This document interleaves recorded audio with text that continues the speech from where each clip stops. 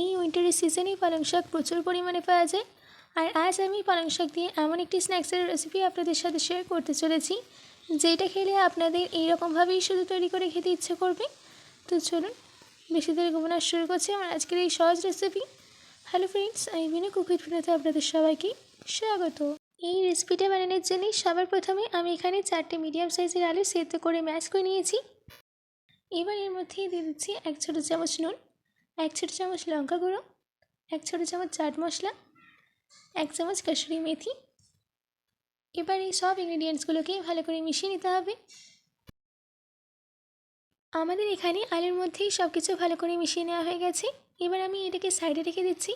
এদিকে একটা বোলের মধ্যেই আমি দিয়ে দিচ্ছি 4 চামচ বেসন, 3 চামচ চাল গুঁড়ি। চাল গুঁড়িটা দিলে স্ন্যাক্সটা একদম ক্রিস্পি খেতে হবে। দিচ্ছি 1 ছোটো চামচ লঙ্কা গুঁড়ো, 1 ছোটো চামচ চাট মশলা, 1 ছোটো চামচ ধনে গুঁড়ো, হাফ ছোটো চামচ হলুদ গুঁড়ো, 1 ছোটো চামচ নুন। দিচ্ছি 1 চামচ কসুরি মেথি। এবার এর মধ্যে পরিমাণ মতো জল অ্যাড করে দিয়ে ভালো করে মিশিয়ে নিতে হবে।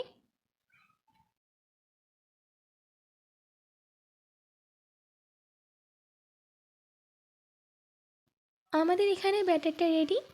ব্যাটারের কনসিস্টেন্সিটা এরকম হবে। এবার আমি এর মধ্যে অ্যাড করে দিচ্ছি 1 ছোটো চামচ জোয়ান। জোয়ানটা দেওয়ার পর ভালো করে মিশিয়ে নিতে হবে। এবার আমি এই ব্যাটারটাকে একটা সাইডে রেখে দিচ্ছি। এদিকে আমি নিয়েছি পালং পাতা। এবার পালং পাতার এই গোড়ার দিকটা আমি কেটে দিচ্ছি। তারপর একটা পাতা নিয়ে তার মধ্যে আলুর মিক্সচারটা দিয়ে দিতে হবে। মিক্সচারটাকে ভালো করে পাতার গায়ে লাগিয়ে দিতে হবে। পালং পাতার গায়ে আলুর মিক্সচারটা লাগানোর পর পালং পাতাটাকে এইভাবে রোল করে নিতে হবে। পালং পাতাটাকে রোল করার পর পাতাটা যাতে খুলে নেওয়া যায় তার জন্য টুথপিকের সাহায্যে এটাকে আটকে দিতে হবে। ব্যাস এইভাবেই আমি বাকিগুলোকে রেডি করে নেব। আমাদের এখানে সবগুলো রেডি হয়ে গেছে। এবার ব্যাটারের মধ্যে এগুলোকে ডিপ করে নিয়ে ভেজে নিতে হবে। ভাজার জন্য আমি আগে থেকে এখানে মিডিয়াম ফ্লেমে তেল গরম করতে দিয়েছিলাম। এবার একে একে এগুলোকে দিয়ে দিচ্ছি। এবার এগুলোকে মিডিয়াম ফ্লেমে ভেজে নিতে হবে। দেওয়ার সঙ্গে সঙ্গে নাড়বেন না, যখন একটা সাইড হয়ে যাবে তখন অপর সাইডে উল্টে দিতে হবে।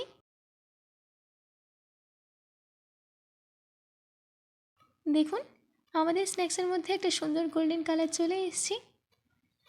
এবার আমি স্ন্যাক্সগুলোকে তেল থেকে তুলে নিয়ে একটা প্লেটে সার্ভ করে নেব। আশা করছি আমার আজকের এই স্ন্যাক্সের রেসিপিটি আপনাদের ভালো লেগেছে। বাড়িতে এটি অবশ্যই ট্রাই করবেন ও কমেন্ট করে জানাবেন যে কেমন হয়েছে। আজকের মতো এইটুকু, আবার দেখা হচ্ছে অন্য কোনো রেসিপি নিয়ে। ভালো থাকবেন, সুস্থ থাকবেন।